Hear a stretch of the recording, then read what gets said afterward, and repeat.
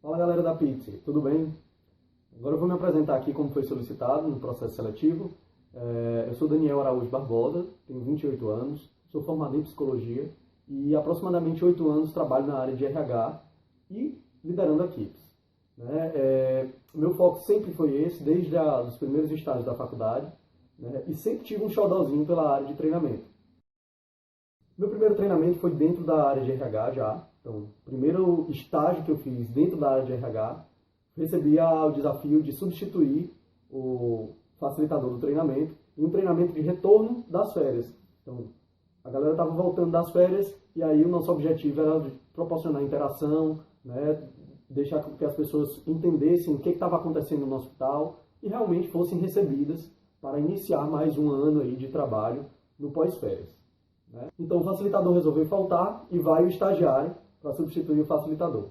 E aí eu me lembro a primeira alteração que eu fiz, que foi a abertura. Eu fiz uma dinâmica de abertura totalmente diferente. Era um ambiente hospitalar e aí a gente fez uma música, que era a música Extravasa da Cláudia Leite na época. E foi muito engraçado que todo mundo, ninguém esperava. Era totalmente diferente do padrão de treinamento, que era coisa mais formal, enfim, até pelo ambiente hospitalar. E aí acabou que no final das contas eu virei o treinador permanente dessa turma. Então, até o final do meu estágio, que durou um ano mais ou menos, eu ficava mensalmente ministrando esse treinamento para quem estava retornando nas férias. A partir de então, realmente me identifiquei com a área de treinamento como uma paixão dentro das inúmeras atribuições que eu tinha dentro da área de RH. E aí, posteriormente, também pude ser chamado para ministrar algumas disciplinas na faculdade, onde eu passei 2 anos como professor universitário, ministrando disciplinas na área de gestão de pessoas e administração de RH. Então, desde sempre, o treinamento foi uma área de grande aptidão minha. Desde sempre eu percebi que onde eu passasse, eu podia gerar resultados e entregar minhas competências dentro dessa área. Com a minha experiência, eu virei facilitador realmente de treinamentos na área de liderança, gestão de pessoas e atendimento com o cliente. Dentro do meu processo de consultoria, eu já estava ministrando esses treinamentos nas áreas que eu passava. Minha última experiência foi realmente dentro da área de varejo, de telecom.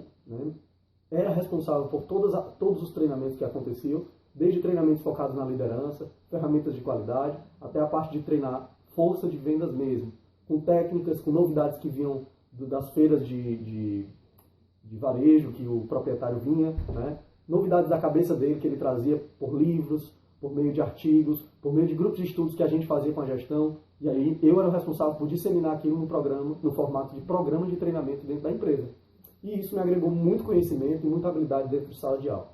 Além de uma linguagem interessante, porque eu precisava tratar com linguagens diferentes, dependendo do público que eu estava focando na minha turma. Então eu posso dizer que hoje eu tenho experiência em todo o processo de treinar pessoas, desde a identificação das necessidades, a formatação de ferramentas de avaliação daquele desempenho desejado, até ir para a sala de aula e de fato ministrar aquilo. Então, todo o processo eu tenho conhecimento e uma sólida experiência também. Bom, falando do vídeo que nós gravamos, eu tive 2 dificuldades basicamente e eu, por conta própria, inseri também os desafios, que são coisas diferentes, na minha opinião. Dificuldades que eu tive. A primeira delas foi a metodologia de vídeo, que apesar de eu ter conhecimento, na última empresa eu também implantei o processo de videoaulas, e treinei os formadores de pessoas, ou seja, treinei os facilitadores das videoaulas e fizemos todo o processo com parceria com consultorias externas qualificadas em metodologias à distância. Porém, esse treinamento é um tema que eu nunca dei. Então ficou um pouco mais difícil para mim ministrar esse treinamento sem ter a experiência da sala de aula, sem ter a experiência de como normalmente as pessoas reagem a cada uma das colocações que a gente coloca, que a gente faz. Então, esse foi o primeiro desafio. O segundo desafio foi realmente encontrar um programa de edição de vídeo legal. A maioria são pagos, ou são muito grandes, muito extensos. Nunca tinha lidado com um programa de edição de vídeo, eu mesmo, mas acho que foi muito bom, foi enriquecedor, aprendi a lidar, acho que também fiz um vídeo interessante do ponto de vista da edição e foi um aprendizado também, mas foi difícil. Desafio. O que é que eu conceituei como desafio? São coisas que eu precisei buscar e que se tornaram um esforço meu ao longo de todo esse trabalho. Certo? Então, o primeiro desafio, que foi algo que eu quis buscar e que foi um esforço meu ao longo do trabalho, foi a linguagem coloquial. Se tem muita ideia de que videoaula é aquele mesmo blá blá blá, com uma linguagem técnica, uma linguagem muitas vezes não interessante, que não prende a atenção. Então o meu objetivo era trazer uma linguagem que o vendedor que estava lá no ponto de vendas, que tinha que sair do salão de vendas para ver o treinamento, ficasse lá e passasse 10 minutos olhando para a tela. Esse foi o primeiro ponto. O segundo ponto é que, apesar de ser um vídeo de 10 minutos, a gente precisa trazer um conhecimento. Então eu busquei realmente trazer, agregar algo novo, diferente do trivial que eles com certeza já ouviram. A gente vai abranger um leque de 90 mil vendedores. Então vai ter aquele cara que é super expert e aquele cara que acabou de entrar. Então eu busquei trazer realmente algo inovador, algo que fosse difícil de ser encontrado nas palestras que se encontram por aí, nos treinamentos que normalmente se dá dentro das empresas. Falando do plano de aula, né? Eu dividi meu plano de aula em 3 pontos. O primeiro objetivo, óbvio, é tornar os participantes capazes de vender com brilho nos olhos. Ou seja, trazer para eles formas de como fazer isso na prática. O segundo ponto é despertar nos participantes a noção de que o papel dele é levar o cliente a uma experiência de compra única e que vai fidelizar esse cliente. E o terceiro objetivo é realmente despertar nos participantes a noção de que o que leva o cliente a comprar é a percepção de valor que ele dá para a relação que ele desenvolve com o cliente, com o vendedor e, consequentemente, com o produto que o vendedor ou o serviço que o vendedor oferece para ele. A metodologia que nós utilizamos foi o vídeo, né? E o meu objetivo foi sempre trazer um formato interessante, interativo e, por muitas vezes, engraçado. E teve uma inspiração grande nos vloggers, né? Que é muito famoso na faixa etária dos vendedores. Então, eu busquei analisar um pouco de como que os vloggers editam os seus vídeos, como que os vloggers passam a mensagem e como que aquilo fica de uma dinâmica interessante que prende a atenção daquela pessoa que está assistindo. O roteiro do treinamento, o primeiro ponto foi a apresentação do tema, que é o brilho nos olhos, o que nós vamos tratar hoje. Em seguida, nós abordamos o perfil do vendedor moderno versus o perfil do vendedor tradicional, quer dizer, a diferença de abordagem padronizada da abordagem individualizada. Terceiro ponto, a mudança de paradigma. O papel do vendedor, que não é mais simplesmente identificar a necessidade e tratá-la, é despertar no cliente emoções, levar o cliente a ter uma experiência de vendas interessante e que leve ele a despertar novas necessidades naquele próprio momento da venda. E aí nós sugerimos uma mudança de paradigma, do não que eu recebi para o foco do sim que eu deixei de receber. Por que eu deixei de vender? Por que o meu cliente não despertou para nenhum tipo de oferta dentro dos meus produtos ou serviços? E aí, como a importância do relacionamento com o cliente, genuíno e verdadeiro, e com envolvimento. Foi um outro ponto que nós abordamos.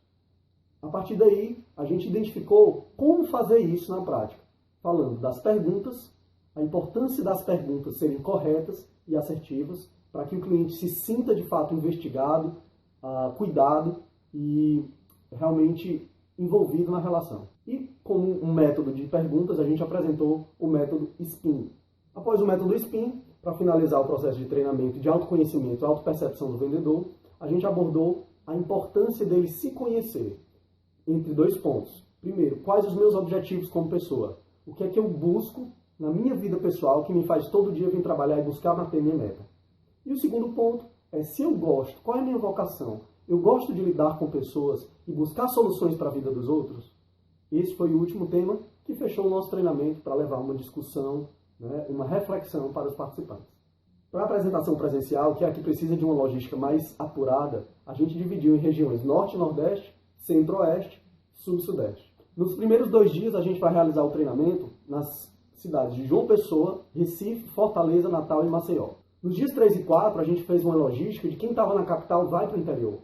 Então, quem estava na cidade de João Pessoa vai para Campina Grande, quem estava em Recife vai para Caruaru, quem estava em Fortaleza vai para Juazeiro do Norte, quem estava em Natal vai para Mossoró e quem estava em Maceió desce para Sergipe. Nos dias 5 e 6, nós temos a realização do treinamento em Teresina, novas capitais. Teresina, São Luís, Belém, Manaus e Salvador. E já no dia 7, quem estava em Teresina vai para Parnaíba, quem estava em São Luís vai para Macapá, sobe para Macapá, quem estava em Belém vai para Santarém Manaus vai para Boa Vista e quem estava em Salvador vai para Ilhéus. Dia 7 e 8, nós vamos fazer o treinamento na cidade de São Paulo, Rio de Janeiro, Campinas, Santos e Ribeirão Preto. Nos dias 9 e 10, quem estava em São Paulo vai para Vitória, quem estava no Rio de Janeiro vai para Curitiba, quem estava em Campinas vai para Maringá e quem estava em Santos vai para Porto Alegre e quem estava em Ribeirão Preto vai para Florianópolis. E assim a gente termina todo o Sul e Sudeste. Então, dias 11 e 12, treinamento em Goiânia, Brasília, Belo Horizonte, Cuiabá e Campo Grande. Todas as capitais do Centro-Oeste. Nos dias 12 e 13, quem estava em Goiânia vai para Uberlândia, quem estava em Brasília vai para São José do Rio Preto e quem estava em Cuiabá vai para Palmas. E assim a gente termina todo o Centro-Oeste e as regiões polo e capitais do Brasil inteiro. Em seguida, para envio do vídeo do treinamento à distância, nós disponibilizamos 7 dias do nosso cronograma. Certo? Nos primeiros 2 dias, a gente vai estar coletando todas as informações dos participantes que vão estar fazendo à distância o treinamento. No terceiro dia, nós vamos estar disponibilizando o treinamento via internet, ou plataforma de educação à distância, ou pelo próprio YouTube. E a partir do quarto dia em diante, do quarto ao 8º dia, a gente vai estar recebendo as avaliações do treinamento e as fichas de frequência para termos o controle de quais parceiros tiveram uma adesão maior ao processo de treinamento.